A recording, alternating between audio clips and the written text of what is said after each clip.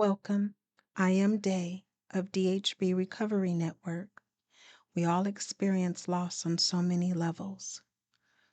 I have personally experienced the loss of beloved family members, friends, associates, neighbors, pets.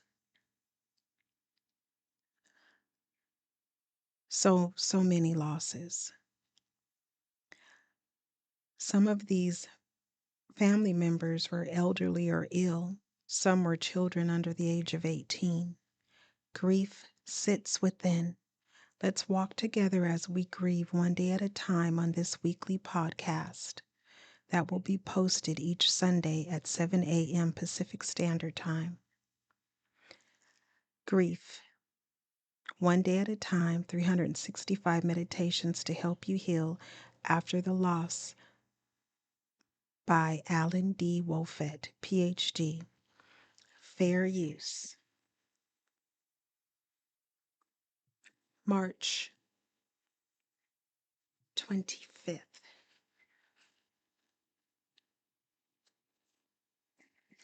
My grief, I find, is not desolation or rebellion at universal law or deity. I find grief to be much simpler and sadder. All the things he loved tear at my heart because he is no longer here on earth to enjoy them. All the things he loved. A quote by John Gunther. All the things you love, dear one, they're still here, but you are not.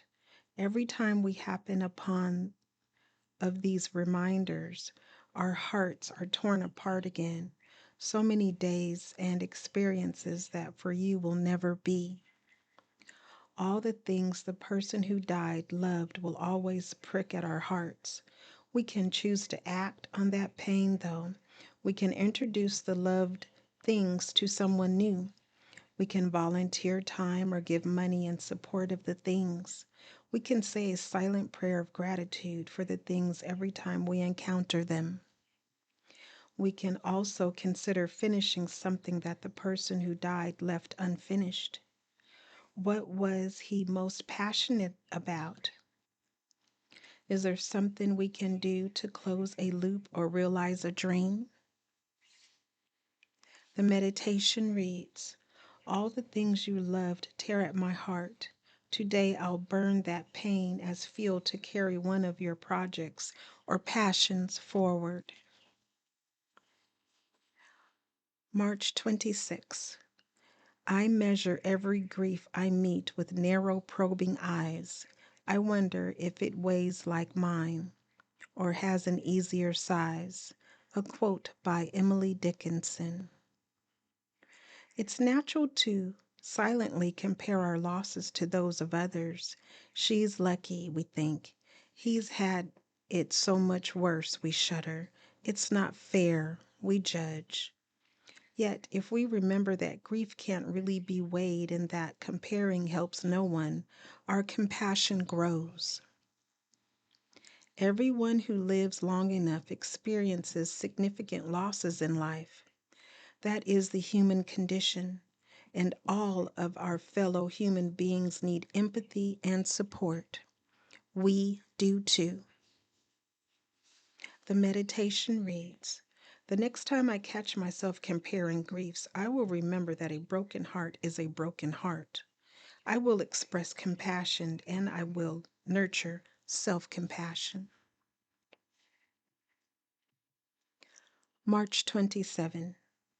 Pain reaches the heart with electrical speed, but truth moves to the heart as slowly as a glacier.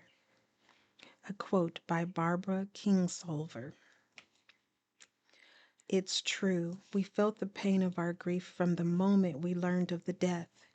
Even though shock and numbness protected us from the full force of the hurt in the early days and weeks, we still felt pain with electrical speed.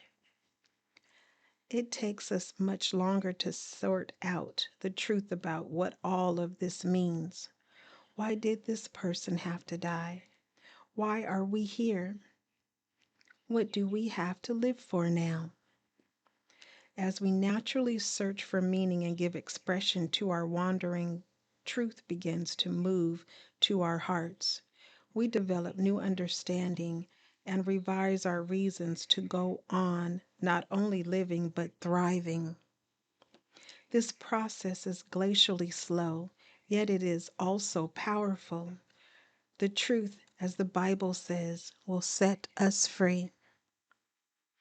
The meditation reads, "My truth is slowly making its way to my heart." March 28th. I hate feelings. Why does sobriety have to come with feelings? A quote by Augustine Burroughs. Our feelings of grief are hard to feel. They hurt. And so we sometimes try to mask our dull them with drugs, alcohol, and other addictive behaviors like sex, gambling, or shopping.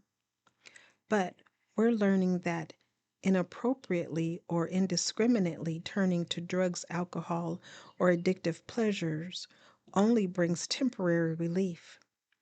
The hurt is still there, waiting to be felt and embraced. If you're in over your head with drugs, alcohol, or other addictive behaviors, today's the day to ask for help. Healing both your grief and your unhealthy behaviors is the way to a life of meaning and joy. Don't settle for the hazy shadow of addiction. The meditation reads, "If there's even a tiny chance that I may be slipping into addiction, today's the day I will take a step toward getting help."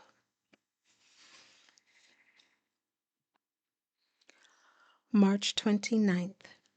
Blessed are those who mourn, for they shall be comforted. Matthew 5:4.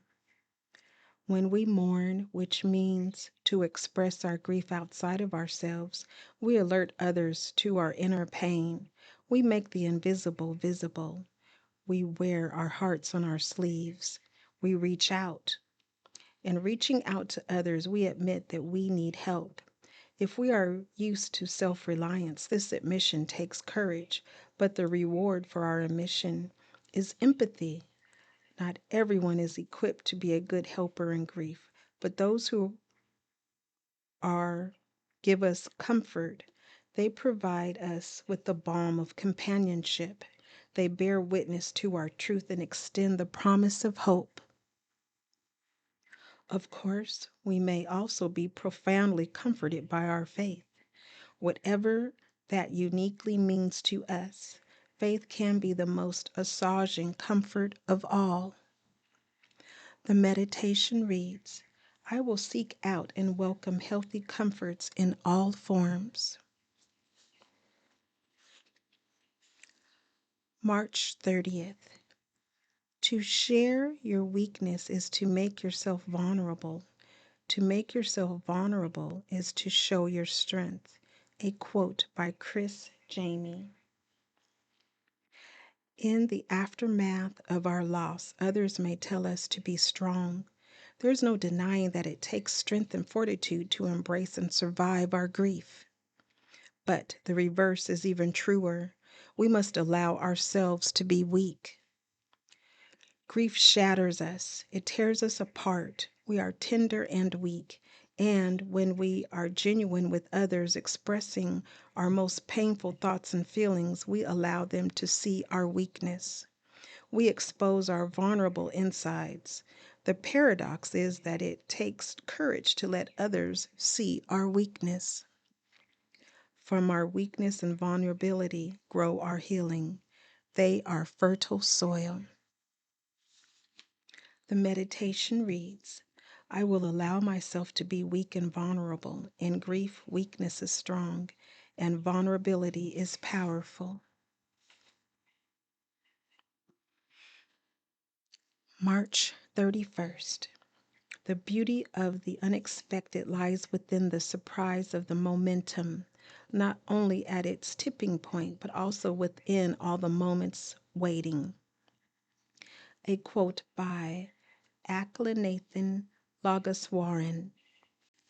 Actively expressing our grief sets it in motion. It creates a sense of movement and change. When there is enough movement, we experience divine momentum, which is the feeling that even though we are still grieving and torn apart, we are heading in the right direction. We are on a roll. That feeling of momentum is, well, momentous. We experience a rush of hopefulness and purpose. We are surprised by its power. When it happens, we can pause and give thanks. We can celebrate our progress, however small. We can also keep actively engaging our grief, for like the initial push of the pendulum, it is this effort that perpetrates the momentum. The meditation reads, I will be alert for divine momentum in my grief journey, and when I feel it, I will give thanks, celebrate, and keep working. If you would like to get more support on your grief journey, remember that you are not alone and that there are many support groups in person and on Zoom. There is a flyer here of a monthly grief support meeting. Please share, subscribe, and like. And remember that you are not alone.